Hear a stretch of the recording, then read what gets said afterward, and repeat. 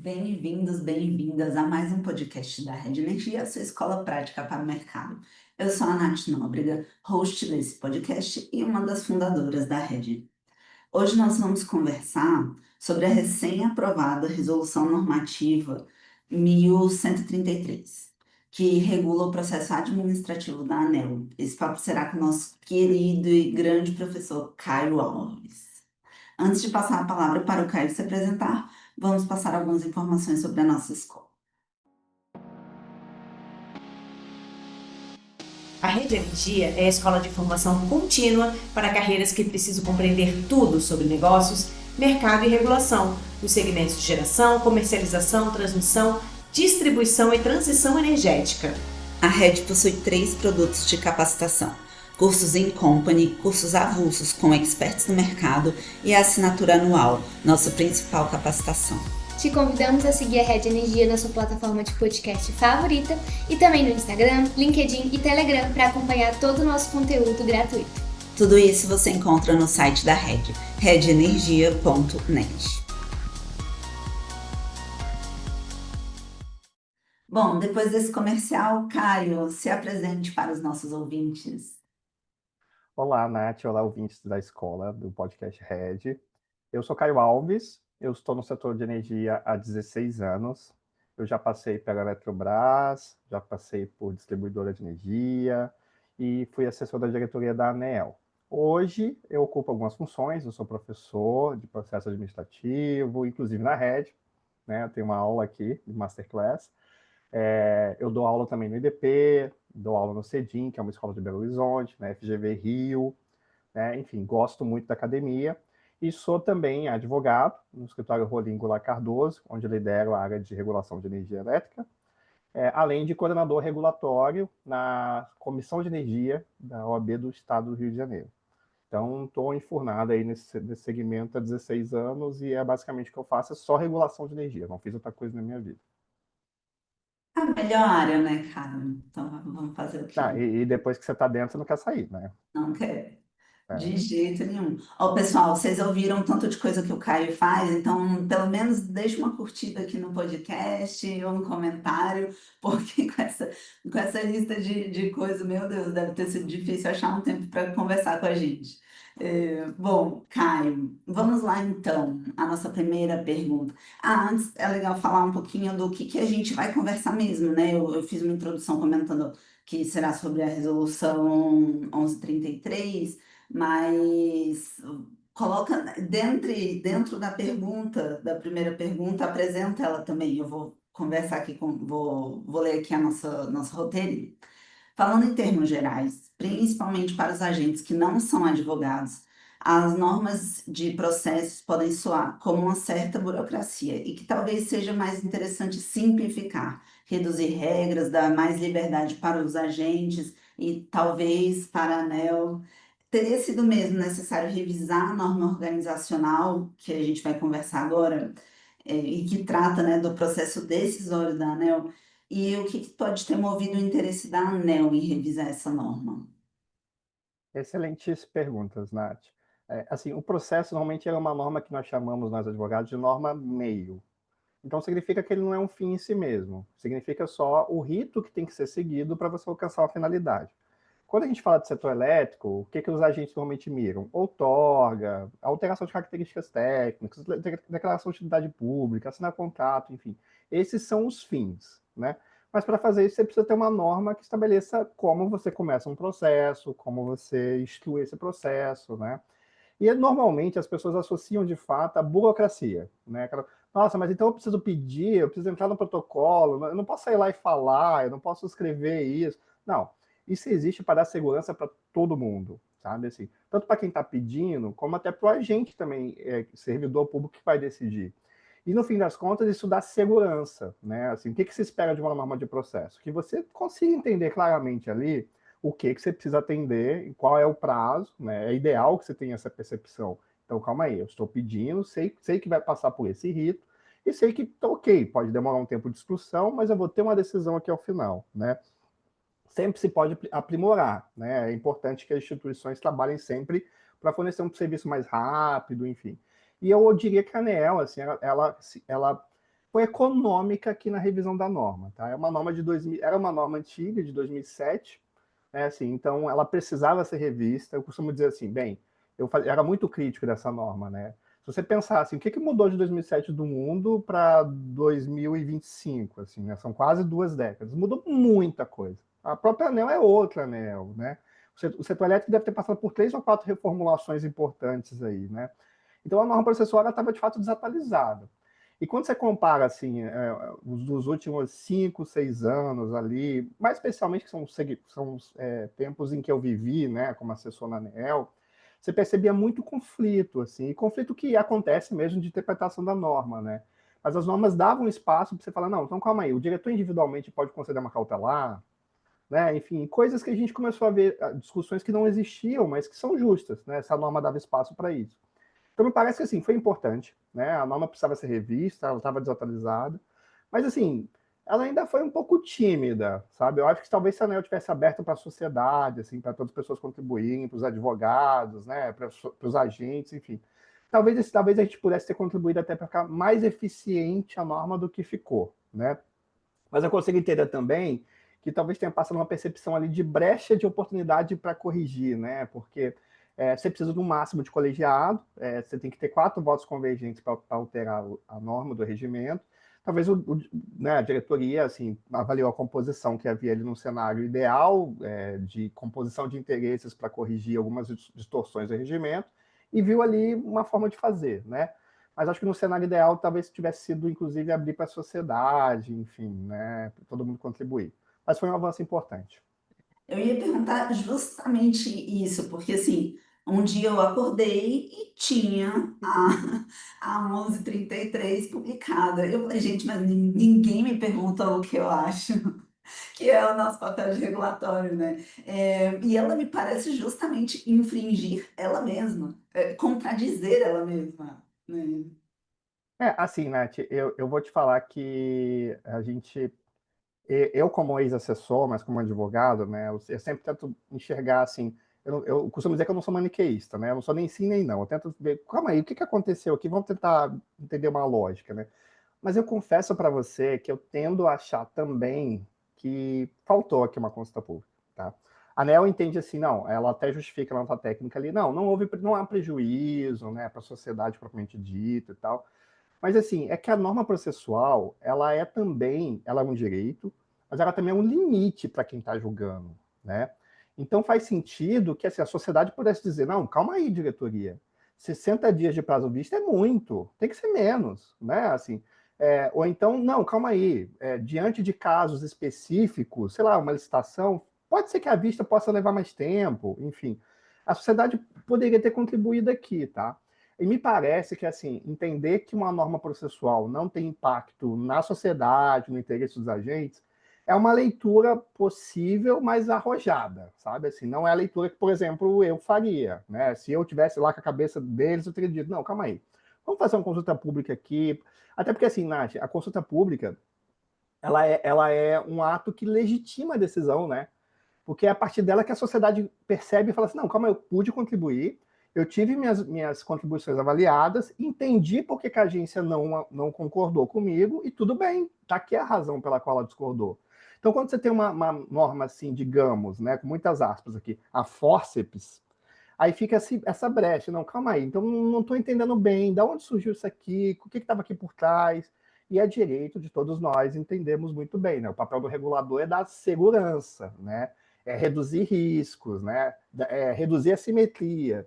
E talvez aqui, assim, embora, de novo, possa ter sido uma janela de oportunidade, né? Essas coisas também a gente tem que pesar, eu diria que faltou uma consulta pública aqui com a sociedade, né? E assim, eu sempre penso, Nath, que assim, dizer que não teve prazo para fazer consulta pública é uma desculpa muito ruim, se fosse o caso, tá? Porque assim, a lei fala tem que ter consulta pública, mas ela diz, se estiver diante de uma situação que você julgue que precisa de um prazo apertado, assim, a lei admite que você faça uma consulta pública de um dia para o outro, a priori. Não é ideal, mas pode ser. Mas agora, dispensar consulta pública, honestamente, é um pouco restrito, tá? E eu não concordo exatamente com a interpretação que foi dada. Perfeito, cara. E eu concordo com você. Eu acho, justamente nessa questão de legitimidade da norma, né? Eu consigo visualizar os agentes questionando o que eles precisam seguir ali na primeira oportunidade. Bom, você nem me perguntou, você está fazendo nem me perguntou. Então, vamos ver como é que vai se desenrolar. E é assim, só para, né, fechar esse tópico, aí a gente não pode dizer que a ANEEL não deu espaço para isso acontecer, se vier a acontecer, né, questionamentos. Exato, exato. E, Caio, a norma atual menciona que somente processos instruídos podem ser pautados. Não havia uma previsão nesse sentido na norma anterior. O que significa exatamente processos instruídos? Isso significa que um diretor não pode pautar o assunto antes de ser instruído. É isso? Qual o processo não. Inclusive, eu gostaria de saber qual processo não instruído anteriormente foi pautado, se você lembrar de algum caso. Nath, assim, esse termo foi incluído aí, e no processo administrativo, digamos assim, gênero, ele já é um termo conhecido, tá? E aí, nessa norma, ele ficou de fato solto aí, né? O que é um processo excluído? Tecnicamente, processo excluído é aquele que você já tem todas as posições consolidadas, você já sabe o que o agente quer, você já tem uma avaliação técnica da área, já tem uma posição, uma recomendação. Então, quiçá, por exemplo, se tem uma dúvida jurídica, já tem um parecer jurídico ali nos autos.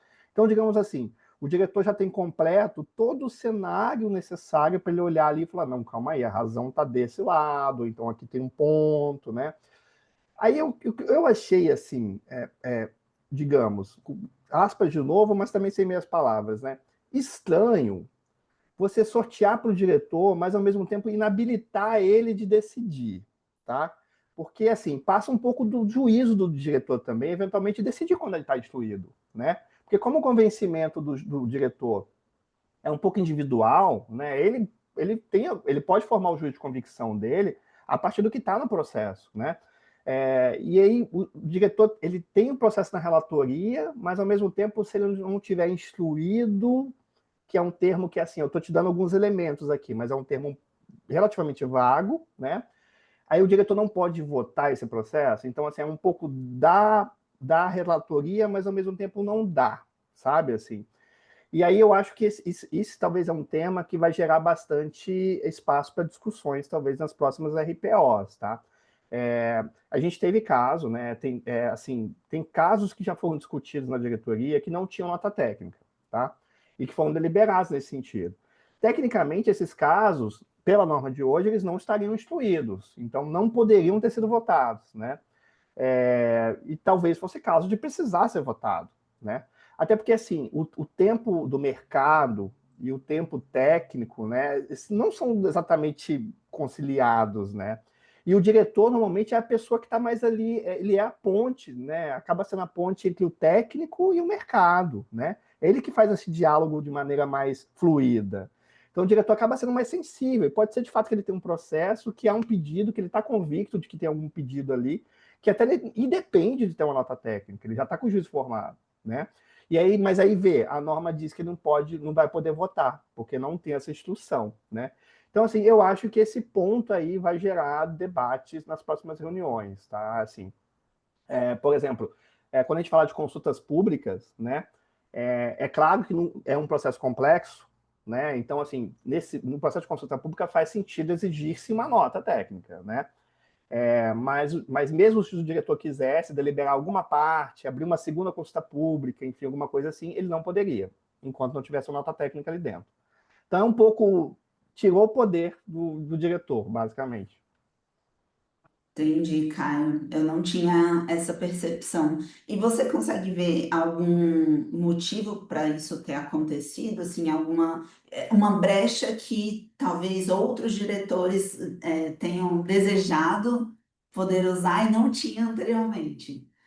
Existem duas coisas, Nath. Assim, existe uma ideia que rondava um pouco ali. Eu até na época que fui assessor também, assim, achei que em algum momento isso poderia fazer sentido. Depois eu mesmo amadureci um pouco essa ideia. E é que, assim, todos os processos, né, no fim, eles podem chegar à diretoria. Aí eu mesmo tinha uma ideia assim, não, então vamos fazer o seguinte, todos os processos podem ser sorteados desde o começo, né? Nesse contexto, assim, faria sentido você evitar que o diretor, pressupor que o diretor seria sorteado, mas não que ele tivesse exatamente a prerrogativa de pautar, tá? Mas, assim, o que me parece na norma atual? Me parece uma deferência técnica, tá? Acho que a diretoria, assim, ela preservou a área técnica. Disse, olha só, a gente tá dando um poder, né, para a área técnica, está reconhecendo que a gente necessita, de fato, de uma avaliação técnica. Até porque, assim, né, Nath, os diretores, eles podem ser os mais capacitados possíveis, a gente tem diretores bons, inteligentes, esforçados, enfim. Mas eles têm formações diversas, né? Assim, a gente tem diretor que é advogado, a gente já teve diretor economista, e o setor elétrico, você sabe muito bem, né? Ele depende de formações mistas, que são coisas que a área técnica consegue ter com mais facilidade. Ela pode ter lá múltiplas formações, assinando a mesma nota técnica, cada um com uma visão diferente. Então, me parece que foi mais uma deferência técnica, sabe, assim, para a área. Legal, interessante, interessante. Caio, o regimento também passou a prever regras mais rígidas sobre a retirada de pauta, estabelecendo que esse poder só pode ser exercido até o momento em que se inicia a votação. Isso significa que depois de encerradas as discussões, não se pode mais tirar de pauta. Qual seria o fundamento para essa regra atual e qual seria a vantagem para o agente? Então, Nath, vista é um negócio polêmico, né? Em tudo quanto é lugar. Toda a corte coletiva, STF, STJ, os tribunais de justiça, enfim, tudo quanto é lugar, vista é um tema polêmico. Porque, assim, ao mesmo tempo você pensa assim, olha, alguém, um relator, ele teve o tempo de estudar a matéria, tá?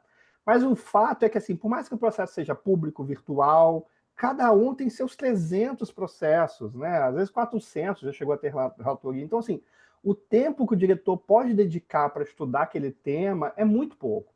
E na prática, assim, o que é que acontece? Os diretores, né, eles ficam cientes de que o outro diretor, o relator, vai pautar o assunto na quinta-feira anterior, como todos nós, né? Então, ele às vezes tem de quinta até terça-feira, assim como nós mortais, para pedir assessoria para, não, estuda esse negócio, conversa com a assessoria do lado, tenta entender o que está acontecendo aqui e tal. Então, é uma percepção muito superficial. Então, assim, a vista é importante, sabe, assim, porque o diretor está comprometendo ali o voto dele, o CPF dele ali com uma decisão que ele precisa ter certeza, né? Ele precisa ter segurança. Mas, ao mesmo tempo, é fato que também na ANEEL, em todas as instituições, a sociedade sempre fica com a percepção assim, não, mas calma aí, né, assim, quais são exatamente as dúvidas que esse diretor está querendo esclarecer, esse relator em voto vista quer? Porque, assim, se já tem um voto, se já tem nota técnica, né, se já tem... O agente já deixou claro o que ele quer aqui, por que ele precisa mais de tempo? E quanto tempo, né?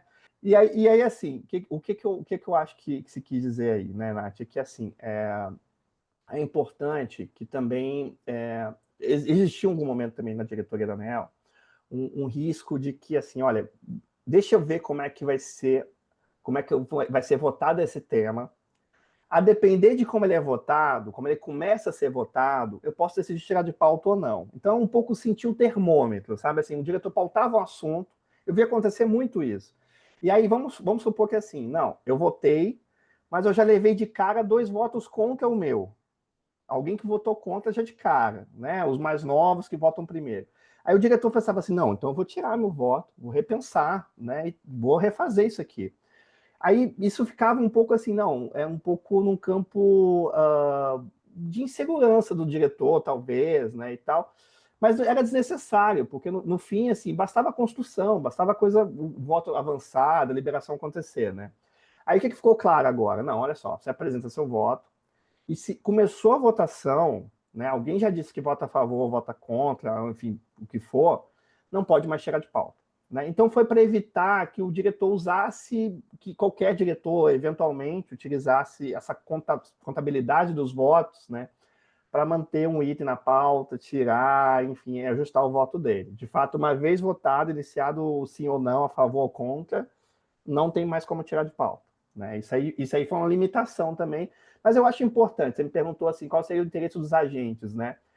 Eu acho que, assim, Nath, o quanto nós fizermos mais para dar essa transparência do processo, né? E dar para os agentes essa percepção assim, não, eu estou entendendo o que está acontecendo. e também limitar um pouquinho os poderes ali dos próprios diretores com relação a tirar de pauta, né? Assim, eu acho que é importante. Eu acho que é importante para a sociedade, por mais que o mecanismo, enfim, tenha todo um sentido, como a gente conversou.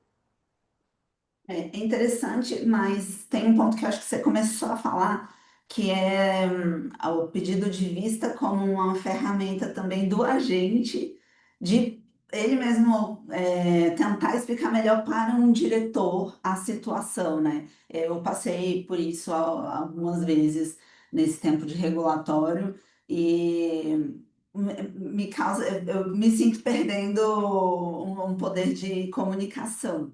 Assim, justamente por essa questão de, não, já começou a votar, não se mexe mais, né? E também você sabe que no circuito deliberativo, agora a gente não vai conseguir acompanhar como os diretores estão votando, né? E aí, assim, eu conversei com alguns colegas que são advogados, e eles falaram assim, não, mas Caio, no STF, por exemplo, a gente já sabe como está votando cada ministro, e aí a gente pode correr justamente no ministro para fazer esse trabalho que é super válido, que às vezes salva um caso, que é de correr no ministro que não votou e falar, não, calma aí, pede vista, né? E de fato, assim, falando do circuito deliberativo, para chegar no ponto que você está comentando, né, a gente perdeu essa oportunidade.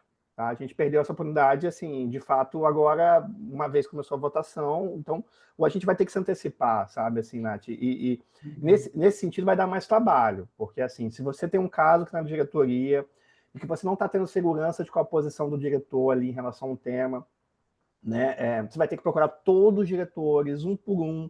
E não é simples, né? Você que atua, você sabe disso. Tem diretor que diz, não, ela da relatoria do outro, eu não me sinto, né, encorajado a escutar, a entrar nesse tema. Né? E a gente fala, não, por favor, você vai votar também. A gente precisa necessariamente que você escute, né?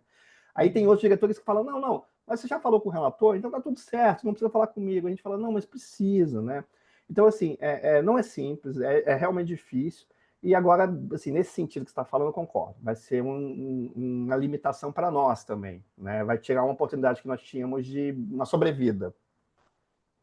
Eu acho que nessa questão do circuito deliberativo, pelo menos se eu tivesse hoje atuando, a minha arma principal seria pedido de sustentação oral, porque aí ele vai para a próxima, né? E aí você consegue, pelo menos uma semana ali, consegue falar lá no púlpito. Eu vi essa saída, não sei se você vê outra, assim. Eu acho que essa é a principal. Essa é a principal, também não vejo outra. Assim, ou o próprio relator, enfim, no fim, tirar do circuito virtual, né? Porque aí ele pode, até às 18 horas da noite, ele pode, né? Porque essa regra de começou a votação, nesse caso do circuito deliberativo, não se aplica. Porque ele só vai ser fechada a votação no fim do dia, às 18 horas. Uhum, legal. E agora, Caio, vamos falar de uma participação na reunião que eu sempre achei muito interessante. Eu vim da engenharia com especialização em marketing. Então, eu posso, eu posso achar interessante não entender, né, o que estava acontecendo ali. Sempre, em todos os processos que eu acompanhei, em algum momento eu passava a palavra para o procurador da ANEEL, né? Hum. E na verdade não é procurador da ANEEL, né? É procurador na ANEEL. Se você puder, Procurador-Geral Federal na ANEEL, na exatamente. ANEEL. É, é, como que é essa questão? Como que ficou agora? Como que vai ser o pronunciamento dele em relação no circuito deliberativo? De quem que pode pedir? O relator pode pedir para eles analisarem, para a procuradoria analisar também, ou só o diretor-geral? Isso era outro aspecto importante também, Nath, assim, para nós como os advogados, né, assim, a gente, claro, sempre preserva ali as pessoas e as sessões, enfim, as unidades técnicas, então a gente sempre prefere assim, não, diretor, despacha para a área técnica para eu conseguir ali ter legitimidade até para chegar lá e conversar, né, mas em casos assim que você vê que tá flagrante, eu estou entendendo que o meu direito é muito evidente, tá? A gente corria na procuradoria e falava, não, olha só, você vai ser convocado para se manifestar sobre esse assunto. É importante que você saiba que a nossa visão é essa aqui. Então, pelo menos, considere meus argumentos, ainda que você discorde, né? E aí, assim, de fato, no circuito deliberativo, assim, para nós da advocacia, parece um recuo em termos de garantias. Porque o procurador vai poder se posicionar ou não, ele não é exatamente convocado para se posicionar. Enquanto na RPO, você sabe muito bem, você que está acostumado a acompanhar ela às terças-feiras, né? Vai lá presencialmente e tal. Mas o que acontece? O diretor, logo depois do relatório, depois da sustentação oral, na RPO, ele pede a palavra do procurador, que pode se posicionar, mas ele, normalmente o Eduardo Ramalho, por exemplo, ele tem preferido sempre fazer comentários sobre o caso. Isso é muito bom. Se emitir um parecer, ele faz um relato um pouco mais longo, né? Isso é muito produtivo, assim, enriquece. E agora, no circuito deliberativo, na prática, isso não é obrigado a acontecer, o diretor-geral não convoca, é o procurador que decide se vai se manifestar ou não. E aí, assim, ao diretor-relator, ele vai ter que ter solicitado isso antes, né? Ou seja, vai ter que ter um parecer no processo. Se ele não fez isso e a própria Procuradoria não se manifestou no circuito deliberativo, não decide se manifestar, de fato, ninguém vai solicitar. Entendi. É uma perda, né, nesse É, sentido. Uhum. Porque a Procuradoria, justamente por ela não ser né, ou ser algo externo, né, ela traz ali uma segurança a mais de alguém de fora olhando. muito embora, você sabe que assim, eu tenho uma crítica ao modelo, já que a gente está falando aqui, né? Assim, teve algum momento que existia uma procuradoria da ANEEL, né? Então você teve lá os primeiros, o Girardi, né? Os primeiros procuradores da ANEEL, né? Que eram procuradores da agência. Isso era interessante, sabe? Porque você tinha alguém que, assim, inclusive, se tivesse que questionar perante a União, ele questionava, né? Eu estou defendendo a agência. Hoje você tem, de fato, a AGU. A AGU, assim, a AGU defende a União inteira.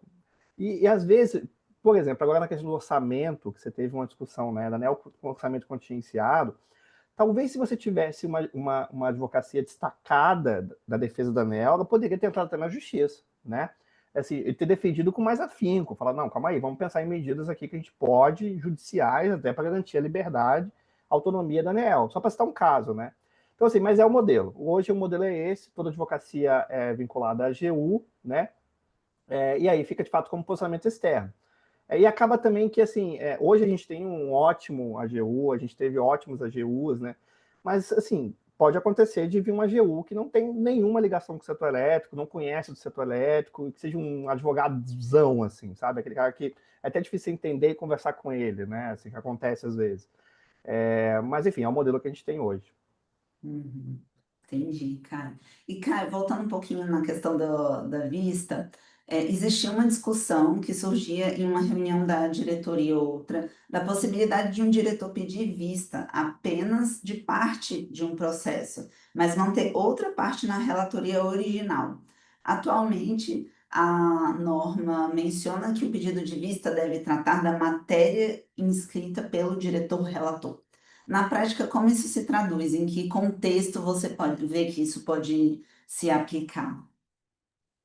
Nath, essa é uma pergunta bem boa também. Eu já vi altos debates, e naturalmente você também na diretoria sobre isso, né? Assim, não, mas aí o diretor quer pedir vista, mas ele quer pedir vista de parte, não quer pedir vista do todo. Aí tinha até assim, um certo teoria dos jogos ali, né? Uma coisa de assim, não, mas calma aí, você pediu parte, você vai ter que pedir tudo, leva o processo inteiro, né? E assim, eu acredito que isso foi positivo, né? A norma resolveu. Então, calma aí, diretor, você vai pedir vista da parte especificamente que está sendo submetida para RPO, né, ou para o circuito deliberativo. Isso vai ser importante, Nath, principalmente quando a gente fala de consultas públicas, né? Porque acontece muito regularmente você ter consultas públicas que assim, você resolve uma parte, aí o setor demanda, não, calma aí, você tem uma complexidade imensa, mas essa partezinha aqui dá para a gente, né, avançar, vamos decidir isso aqui, vamos por partes, né? Aí depois abre uma segunda fase, enfim. Aí ficou admitido isso. Então, calma aí. Se o diretor pautar uma parte da consulta pública, né, especificamente falando de casos concretos, você pode pedir vista especificamente dessa parte, tá? Ou seja, no resto, a relatoria continua com aquele diretor. Então, o diretor original da relatoria, né, ele não consegue mais decidir aquela parte específica, e naturalmente, se aquela específica que pediram vista, enfim, a segunda parte, a terceira, depender dessa primeira, ele vai ter que esperar, né? Não tem jeito. É assim que faz parte da regulação, funciona assim mesmo. Entendi, entendi. Legal. Caio, e o setor comentou muito sobre o prazo para pedido de vista. Sempre existiu aquela regra de 8 sessões para devolução do assunto para a pauta, mas eram admitidas prorrogações. E eu acho que a Deus dará, né? Eu não lembro de limitação. Como ficaram as regras atuais? Você vê que essa mudança é importante do ponto de vista dos agentes? E, de certa forma, isso não pode gerar um risco de deixar o diretor um pouco apertado para explorar os detalhes do processo. Nath, assim, a gente falou um pouco sobre. Você vê que vista é um assunto que a gente acabou falando várias vezes, né? Porque, de fato, assim, do regimento era o que gerava mais dificuldade mesmo no relacionamento com a diretoria, do ponto de vista dos agentes, né? E, assim, quando a gente fala de processo, né, regimento, o que a gente está falando? Que a gente espera que as pessoas atuem de acordo com aquele standard que está ali, né? Mas não é para ser uma coisa engessada. Por que eu falei no começo que é uma norma meio? Que a pessoa, diante de situações em que a finalidade exige, que ela é maior do que isso, não é porque o processo está engessando que você não vai criar uma flexibilidade, né? Nesse caso aí, me parece super boa a norma como foi feita, né? Porque ela estabelece um prazo de 60 dias para a vista, e se tiver um segundo vista, ele é visto vista coletiva. Isso foi muito bom acontecer. Assim, outras cortes coletivas, claro que do âmbito judiciário, né, já faziam esse modelo também de ter vista coletiva. E como a gente tem um processo que é eletrônico, né, assim, na época que era físico, claro, né, o diretor levava lá para a diretoria, para a mesa dele, né, então, assim, não fazia sentido você ter vista coletiva. Mas hoje pode. Então, assim, foi uma eficiência. Isso foi um ganho, foi bom para a sociedade, tá? E, assim, limitar a quantidade de vistas vem justamente nesse sentido de você dar uma previsibilidade para o agente, né? É claro que, assim, ainda há aberturas. Então, se estiver diante de uma justificativa de complexidade, então, citar alguns exemplos, né? O diretor que pediu voto, que pediu em vista, ele notou que teve alguma informação de um órgão externo que necessitaria ter sido solicitado, né? E aí ele pediu. Essa informação não veio e já bateu o prazo. Ele pode muito bem chegar para a diretoria e falar: eu tenho uma justificativa. O que não vai poder mais, Nath, é aquela justificativa em branco, sabe? Aquela coisa que existia assim, muito frequentemente, que antigamente se dizia que era 8 sessões, né? Mas prorrogáveis. Então era 8 mais 8 mais 8 mais 8 mais 8. E assim, e sem justificativa nenhuma, né? Então a gente ficava assim, não, mas o que está acontecendo aqui? Né? E assim, tem casos de diretores que pedem vista, e você percebe nitidamente, né, que ele está trabalhando, né? Assim, ele está fazendo reuniões com as partes, ele está tentando ampliar o debate, muito bom, está enriquecendo. Mas existem, como existe tudo quanto é lugar, situações que você olhava assim, processo, você não via nenhum movimento, não via nada, e você ficava assim, não estou entendendo, assim, essa vista aqui está parecendo meramente, né, assim, protelatória, né, assim, para a sociedade não está transparente, né? E aí, nesse sentido, para esses casos específicos, assim, protelatórios, né, foi ótimo, estabelecer um limite, né? E se o diretor estiver precisando, diante de situações que são complexas, vão exigir consultas externas, enfim, até instruções próprias mesmo, ele não está impedido de fazer. Ele só vai ter ali que, né, justificar para os pares dele, para a diretoria, que vou precisar de um tempinho a mais aqui para estudar esse tema. Entendido. Ô, Cário, e a gente vai entrar agora num assunto que são medidas cautelares, né? A próxima pergunta. E eu queria que antes, de você responder a minha pergunta, você explicasse brevemente, assim, o que que é, por que que elas são importantes para os agentes, né? Que, como a gente comentou no início, muitos dos ouvintes não são, Advogado. advogados e Uhum. ainda assim trabalham com esse tema, né? E precisam saber dessa ferramenta. Bom, vamos à pergunta.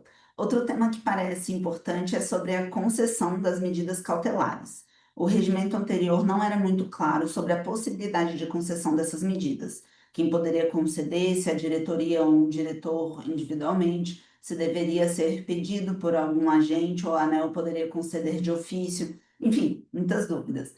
Agora, você diria que o tema está sob orientações mais claras e qual que é a regra atual, então? É um tema bem importante e bem caro para os agentes, tá, Nath? Assim, porque a gente sabe que regulação são temas complexos, né? Assim, nada do que a gente faz aqui são cabíveis soluções simples, né? Então é natural que você, entre pedir uma coisa e às vezes ter a deliberação, às vezes se passam 2 anos, né? Assim, e não é um tempo assim, meu Deus, absurdo. Ninguém ficou sentado no processo para usar uma expressão popular, né? Porque de fato é um tema difícil.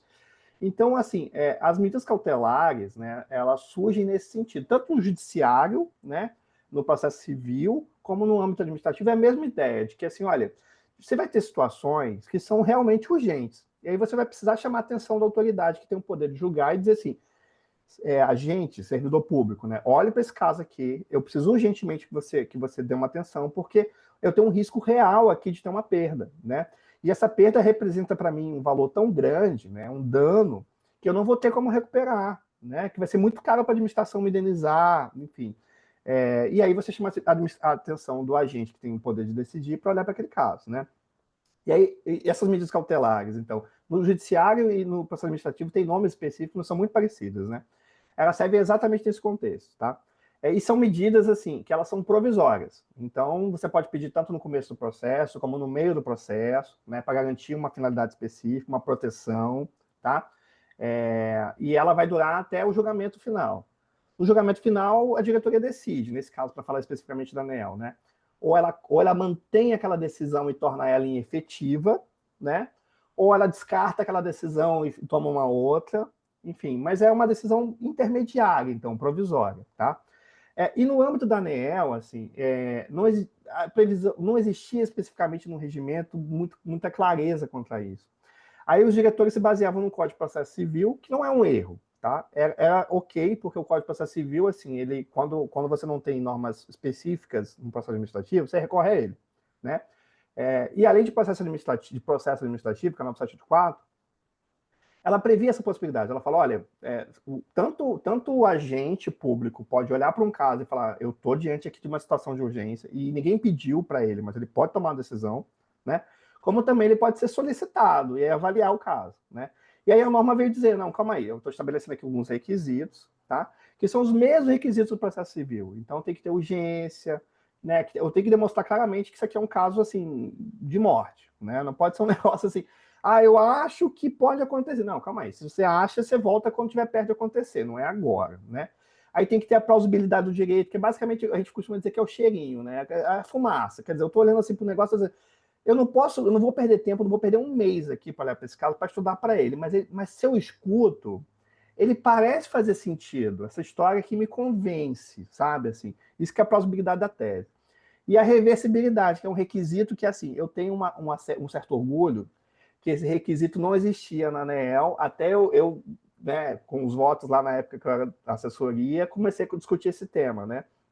Que é a ideia de que, olha só, eu não posso conceder uma medida que ela não tenha como depois eu tomar a medida que reverta ela, que ela suma do mundo, né? Assim, basicamente. Então, administração pública, tanto para tomar uma decisão gravosa para a gente, eu tenho que tomar esse cuidado, né? Então, assim, eu vou divulgar um dado, mas depois esse dado vai causar um prejuízo tão grande para esse agente de imagem, de ações, de mercado, que eu não vou conseguir reverter, então calma aí, então é melhor não divulgar, né? É melhor não divulgar. Então é mais ou menos essa ideia da reversibilidade, tá? E aí eu acho que no texto atual ficou mais claro isso, né? E também de competência, porque assim, eu não acho que o regimento anterior tinha uma brecha para dizer que diretor, relator, poderia conceder medida cautelar isoladamente, ele, tá? Por si. Me parece muito claro que tanto na lei das agências, como na lei da ANEEL, como no regimento anterior mesmo, que era a norma 18, 273, enfim, estava bem claro que era uma decisão coletiva, tá? Mas, assim, direito são palavras, e às vezes as pessoas entendem diferente, né? E já existiu o diretor da ANEEL que entendeu, não, eu posso conceder uma cautelar diante de situações urgentíssimas, né? Não dá nem tempo de discutir com o colegiado. E concedeu cautelares, tá? E aí, nesse sentido, o regimento também veio estabelecer, não, é uma decisão coletiva, colegiada, tem que ser tomada por maioria. Então, assim, me parece que foi muito bom, tá? Assim, e agora está específico também que os diretores podem tomar decisão, mesmo sem a gente pedir, que já era algo claro, né? Mas aí que vai trazer um ponto de atenção um pouquinho para os agentes também, né? Porque diante de uma situação em que ele se vê eventualmente uma ação, por exemplo, que a gente está tomando, muito comum distribuidores, vamos pensar que está tomando uma ação de faturamento de consumidores que a ANEEL está entendendo que é danosa, né? Ela não está concordando com a forma de faturamento. A ANEEL pode determinar, sem o agente se manifestar, ela pode tomar a decisão e falar, pare de fazer dessa forma, tá? Então, mas aí a ANEEL também vai ter que se preocupar com aquilo, reversibilidade, vai ter que fazer sentido, vai ter que ter urgência, enfim. Então, foi muito bom. Eu acho que trouxe clareza e é um instrumento muito importante para os agentes, né? Às vezes não dá tempo mesmo de esperar a instrução, enfim. E me parece que a gente, nesse ponto específico, eu acho que a ANEEL, assim, brilhou. Legal, Caio. Você falando dessa questão de ofício, né? Me lembra algo que já acontece na CCE, por exemplo. Então, já é uma prática no setor. Trabalhei lá e tinham várias recontabilizações de ofício, que a própria CCE percebia e tocava ali. Ela sendo boa ou não para o agente, precisava, né, ser corrigido e ela fazia de ofício. Caio, chegando ao fim, eu quero fazer uma pergunta, que foi o que mais me encucou quando eu abri a 1133, que é o seguinte: quando eu trabalhava no regulatório, um dos nossos instrumentos era observar se, é, antes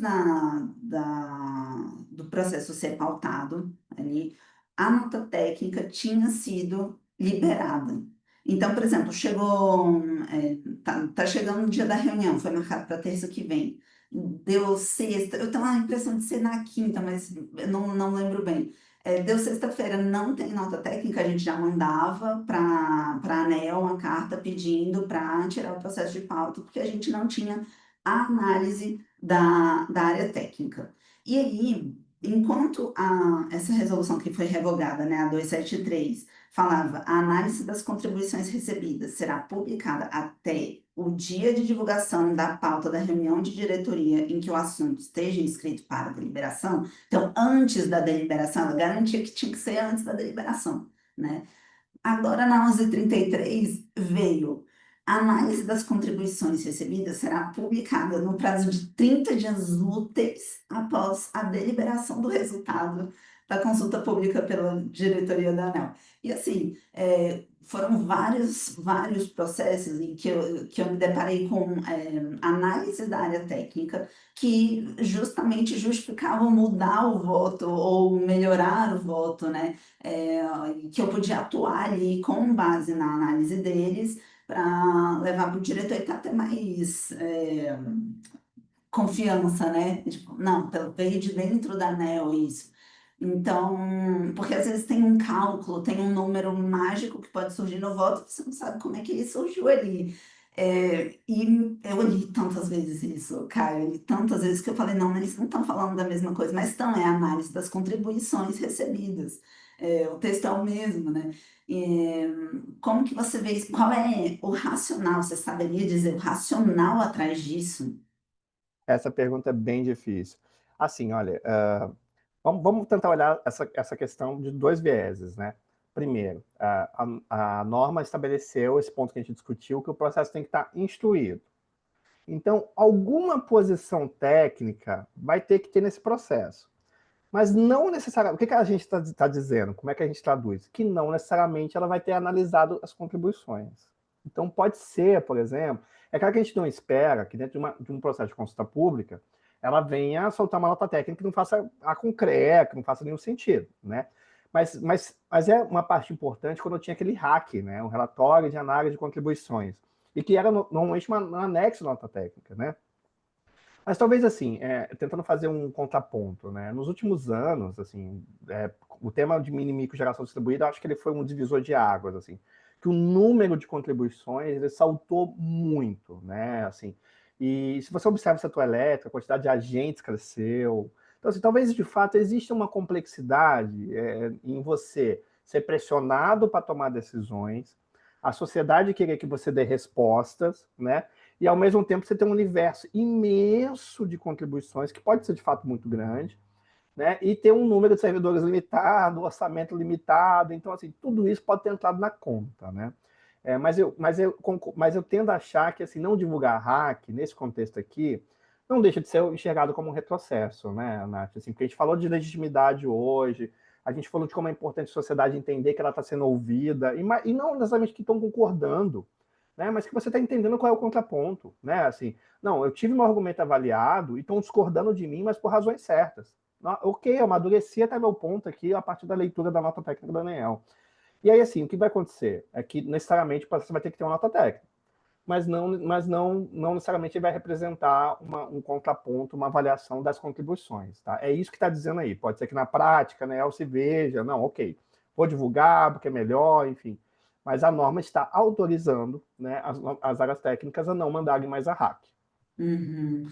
O que eu fico pensando é que, assim, se não está pronto e já está instruído o processo, o que que me garante que a nota técnica, a área técnica não vai se deparar com uma contribuição ali no dia seguinte de que vai fazer sentido e vai mudar o posicionamento dela e a recomendação dela, né? Para mim fica muito inseguro esse processo, duvidoso, assim, olhando Assim, existia sempre desde a época que ela acessou, eu ouvia muito isso, né? Ah, não, a nota técnica, ela não tem que se via público, porque a nota técnica, eles até baseavam, assim, alguns lá dentro, né? Tinha a impressão assim, mas a partir da lei, né, o documento público é o documento da deliberação. A nota técnica, na leitura deles, né, é um documento instrutório, é preparatório, então não tem que dar divulgação à nota técnica. Assim, é uma visão muito ortodoxa, né, assim, num contexto em que a gente precisa que as pessoas, né, compreendam tudo isso que a gente está falando aqui, né. Então, assim, honestamente, né, eu acho que não deixa de ser um retrocesso. Que bom ouvir isso.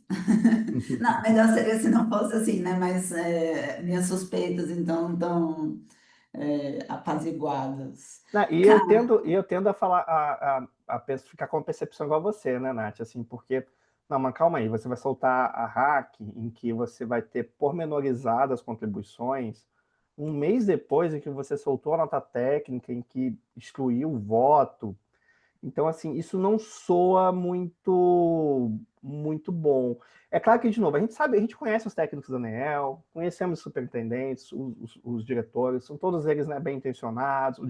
O diretor Sandoval, inclusive, né, não é RPO, ele comentou, né, sobre como todos nós queremos decisões construtivas, queremos fazer o bem, né? A gente sabe disso. Só que a interpretação do bem, do que é o correto, né, da forma de fazer, ela nem sempre é consistente, né? As pessoas, cada um tem sua avaliação individual. E é até importante, assim, para amarrar aqui tudo, o processo vem justamente nesse sentido, né? Para dar essa percepção, calma aí, como cada um tem sua interpretação, vamos seguir esse ritinho aqui, para ficar todo mundo bem alinhado, né? E aí, Nath, assim, fica uma impressão não muito boa, né? Assim, de que, na verdade, no fim, a gente vai ter um prejuízo. A sociedade não vai ser muito ouvida, as contribuições talvez passem batido. Vamos esperar, né, assim, que não seja assim. Mas, da forma como o regimento ficou, há brechas para isso. Uhum. Caio, chegamos ao fim do nosso script. Queria saber se tem mais algum tema que você gostaria de falar, acha que é importante, lembrou aí no meio da conversa, quer trazer para os ouvintes. Não, Nath, acho que a gente conseguiu falar do regimento todo, as principais novidades. Como sempre, o debate com vocês é muito bom estar aqui com você, com a escola, você que conhece, que gosta do processo, que gosta desse ambiente também que eu adoro, também, que é o ambiente da ANEEL. Enfim, acho que a gente conseguiu falar sobre tudo. Naturalmente, eu vou deixar meus canais abertos, né? Meu LinkedIn, que eu Caio O Alves Advogado, tá lá. Rotineiramente aqui no escritório eu publico boletins, enfim. Deixar os canais abertos para quem quiser se interessar sobre o assunto, além do podcast, né? A gente conversar mais, tá? Mas daqui na parte eu acredito que a gente tenha falado sobre tudo. Maravilha, Caio. Então, eu agradeço a sua presença novamente na rede. Você é um professor queridíssimo que consegue falar com engenheiros, isso é maravilhoso. Isso é importante. Inclusive, engenheiros, não se assustem com o direito, ele é muito legal, muito bacana. É um mundo completamente diferente, né? Que não tem nenhuma lei regendo, apesar do tanto de lei, nenhuma lei é de fato indiscutível, Abrangente, é indiscutível, é verdade.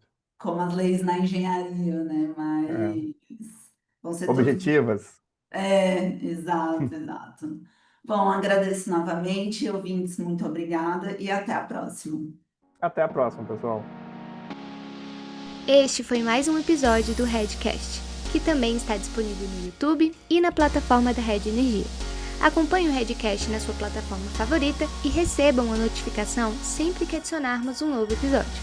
Se você gostou desse episódio, não esqueça de compartilhar e deixar um comentário ou avaliação. Até a próxima!